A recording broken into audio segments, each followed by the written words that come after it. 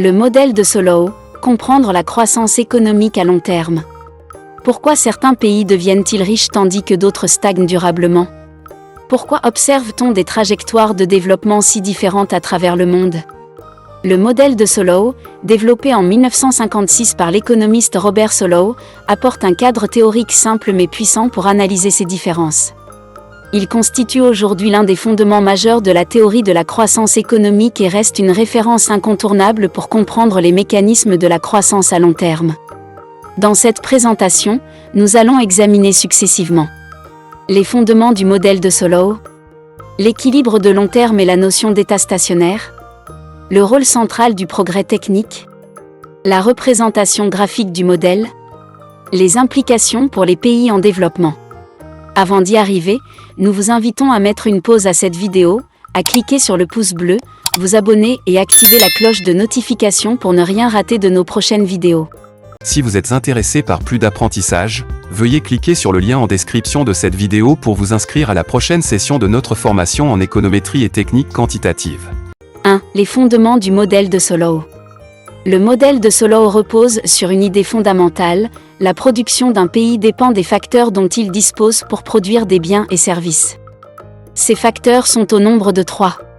Premièrement, le capital, qui comprend les machines, les infrastructures, les bâtiments, les équipements de production et l'ensemble des biens durables utilisés pour produire.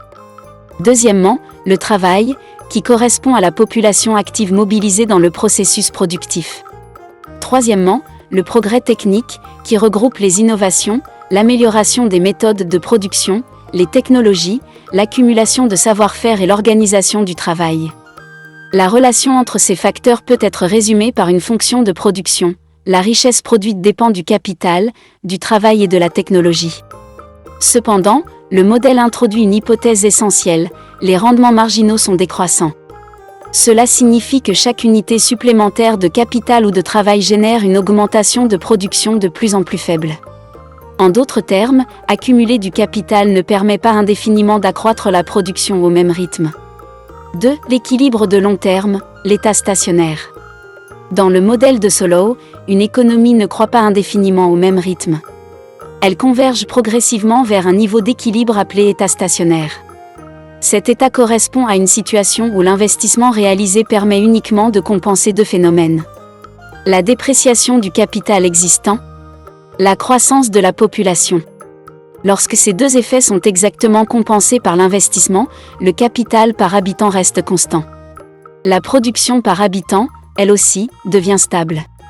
Autrement dit, l'économie continue de produire, mais sa croissance par habitant s'arrête. Elle fonctionne alors à régime constant, sans augmentation durable du niveau de vie. 3. Le rôle central du progrès technique. Une question se pose alors naturellement: comment une économie peut-elle continuer à croître lorsque le capital par habitant cesse d'augmenter? La réponse apportée par Solow est explicite: la croissance de long terme ne peut provenir que du progrès technique.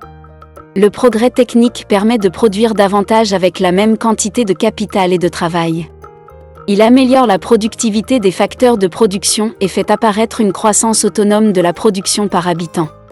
Ainsi, dans le modèle de Solow, ni l'accumulation du capital ni l'augmentation de la population ne peuvent expliquer, à long terme, la croissance économique soutenue.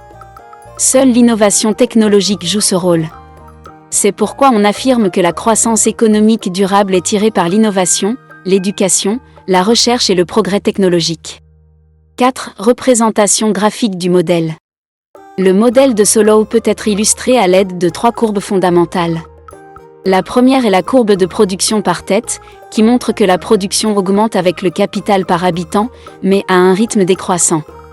La deuxième est la courbe d'investissement, qui correspond à une fraction fixe du revenu destiné à l'accumulation du capital. La troisième est la courbe de dépréciation élargie, qui intègre la perte liée à l'usure du capital et l'effet de dilution du capital causé par l'augmentation de la population. Le point d'intersection entre la courbe d'investissement et la courbe de dépréciation détermine l'état stationnaire. Lorsque le capital est inférieur à ce point, l'investissement est plus élevé que la dépréciation, ce qui entraîne une accumulation du capital. Lorsqu'il est supérieur, la dépréciation dépasse l'investissement, ce qui réduit le stock de capital. 5. Implications pour les pays en développement. Le modèle de Solow met en évidence un résultat important: les pays pauvres ne sont pas condamnés à rester pauvres. Il suggère l'existence d'un processus de convergence, selon lequel les pays ayant un faible niveau initial de capital peuvent croître plus vite que les pays avancés, sous certaines conditions. Pour y parvenir, plusieurs axes sont nécessaires. Un taux d'investissement suffisant, une croissance démographique maîtrisée, un système éducatif performant, l'accès aux technologies modernes, des politiques favorables à l'innovation. Lorsque ces conditions sont réunies, un rattrapage progressif est possible. À l'inverse, sans progrès technique et sans accumulation de capital humain, la stagnation devient une trajectoire durable. En conclusion, le modèle de Solow nous enseigne plusieurs leçons essentielles. Premièrement, le capital à lui seul ne garantit pas la croissance. Deuxièmement, l'augmentation de la population n'est pas synonyme de richesse. Troisièmement, le moteur fondamental de la croissance de long terme est le progrès technique. Enfin, les écarts de richesse entre pays sont en grande partie expliqués par l'innovation, la productivité et les institutions favorables à l'investissement dans le capital humain.